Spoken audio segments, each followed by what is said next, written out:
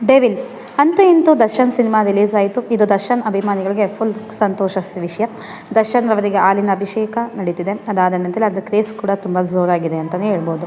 Devil Darshan ಅವರು ನಟಿಸಿರುವ ಪ್ರಕಾಶ್ ವೀರ್ ಅವರು direct ಮಾಡಿದಂಥ ಸಿನಿಮಾ.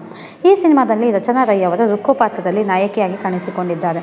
ಈ ಸಿನಿಮಾವನ್ನು ಶ್ರೀ ಜಯಮಾತಾ ಕಂಬೈನ್ಸ್ ಮತ್ತು ವೈಷ್ಣವ್ ಸ್ಟುಡಿಯೋಸಿಂದ ಪ್ರೊಡ್ಯೂಸ್ ಮಾಡಿದ್ದಾರೆ.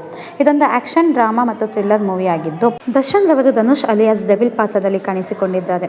ಈ ಸಿನಿಮಾದಲ್ಲಿ ದರ್ಶನ್ ರವರಿಗೆ ಡಿಫ್ರೆಂಟ್ ಲುಕ್ ಇದೆ. ಅದೇ ಕ್ಷಣಕ್ಕೊಂದು ಬಣ್ಣ, ಗಳಿಗೆಗೊಂದು ವೇಷ ಅನ್ನೋದು.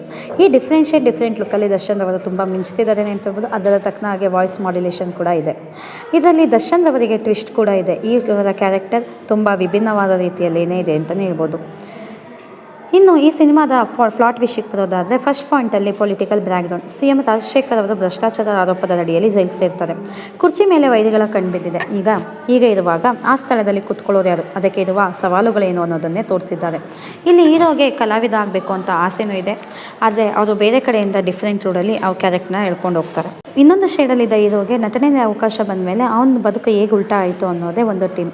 ಈ ಸಿನಿಮಾದಲ್ಲಿ ದರ್ಶನ್ ಅವರ ಸ್ಕ್ರೀನ್ ಪ್ರೆಸೆನ್ಸ್ ನಮಗೆ ಎದ್ದು ಕಾಣುತ್ತೆ. ಒಂದು ಶೇಡ್ನಲ್ಲಿ ಹೀರೋ ತುಂಬ ಸಿಂಪಲ್ ಆದರೆ ಇನ್ನೊಂದು ಶೇಡ್ನಲ್ಲಿ ಹೀರೋ ತುಂಬ ಡಿಫ್ರೆಂಟ್ ಲುಕ್ ಅಂದರೆ ಸ್ಟೈಲಿಶ್ ಆಗಿ ತೋರಿಸಿದ್ದಾರೆ.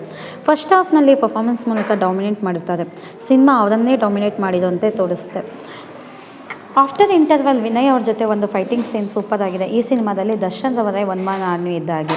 ಇವರನ್ನು ಬಿಟ್ಟರೆ ಮಿಕ್ಕಿದ್ದವರಿಗೆ ಅಷ್ಟು ಇಂಪಾರ್ಟೆನ್ಸ್ ಇಲ್ಲ ಅನ್ನೋದು ಇರೋ ಡೈಲಾಗ್ಸಿಂದ ಟೈಮ್ನಲ್ಲಿ ನಮಗೆ ಗೊತ್ತಾಗುತ್ತೆ. ದರ್ಶನ್ ಮತ್ತು ಅಚ್ಯುತ್ ರವರು ಬಿಟ್ಟರೆ ಬೇರೆ ಎಲ್ಲ ಪಾತ್ರಧಾರಿಗಳು ಅವರವರ ಡೈಲಾಗ್ಗೆ ನ್ಯಾಯನ ಒದಗಿಸಿದ್ದಾರೆ. ಈ ಸಿನಿಮಾದಲ್ಲಿ ಅಚ್ಯುತ್ ಕುಮಾರ್ ಅವರು ಅವರ ಪಾತ್ರಕ್ಕೆ ತುಂಬ ಪರ್ಫೆಕ್ಟ್ ಆಗಿದ್ದಾರೆ ಅಂತ ಹೇಳ್ಬೋದು. ಅವರು ಎಲ್ಲ ಪಾತ್ರಕ್ಕೂ ಸೂಟ್ ಆಗ್ತಾರೆ. ಇಲ್ಲಿ ಈ ಸಿನಿಮಾದಲ್ಲಿ ಅಚ್ಯುತ್ ಕುಮಾರ್ ಅವರು ಕೆಲಸವನ್ನ ರಾಜನಾಗಿ ಕೂಡ ಮಾಡ್ಬೋದು, ರಾಜನ್ನ ಕೆಲಸವನ್ನಾಗಿ ಕೂಡ ಮಾಡ್ಬೋದು ಅಂತ ಅವರ ಚಾಣಕ್ಯತೆಯಿಂದ ಅಥವಾ ಟ್ಯಾಲೆಂಟಿಂದ ತೋರಿಸ್ಕೊಟ್ಟಿದ್ದಾರೆ ಅಂತ ಹೇಳ್ಬೋದು. ಈ ಸಿನಿಮಾದಲ್ಲಿ ಕಾಮಿಡಿ ಕಿಲಾಡಿ ಖ್ಯಾತಿಯ ಗಿಲ್ಲಿ ಅವರು ಕೂಡ ನಟಿಸಿದ್ದು ಕೆಲವೊಂದು ಬಾರಿ ಮಾಸ್ ಫಿಲಮಲ್ಲಿ ಅವರ ಕಾಮಿಡಿ ನಗುವನ್ನು ತರಿಸಿತ್ತು. ಇನ್ನು ಕೆಲವೊಂದು ಕಡೆ ಓವರ್ ಅಂತ ಅನಿಸ್ತು.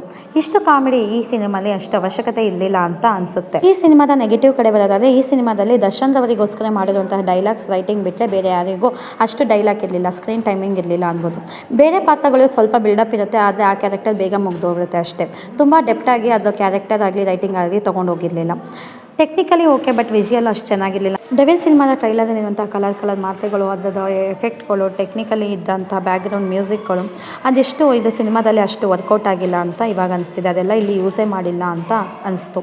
ಡೆವಿಲ್ ಸಿನಿಮಾ ನಾನು ಒಂದು ರೇಂಜಿಗೆ ಎಕ್ಸ್ಪೆಕ್ಟೇಷನ್ ಇಟ್ಟಿದ್ದೆ, ಬಟ್ ಇದೊಂದು ಆ್ಯಾವ್ರೇಜ್ ಅಥವಾ ಎಬವ್ ಆವ್ರೇಜ್ ಮೂವಿ ಆಗಿದ್ದು. ಇನ್ನು ಯಾರೆಲ್ಲ ನಮ್ಮ ಚಾನಲ್ಗೆ ಸಬ್ಸ್ಕ್ರೈಬ್ ಆಗಿಲ್ಲ, ಗುರು ಸಿನಿಮಾ ಸಮಾಚಾರ ಚಾನಲ್ಗೆ ಸಬ್ಸ್ಕ್ರೈಬ್ ಆಗಿ, ಲೈಕ್ ಮಾಡಿ, ಕಮೆಂಟ್ ಮಾಡಿ ತಿಳಿಸಿ ಅಂತ ಹೇಳುತ್ತಾ ವಂದನೆಗಳು.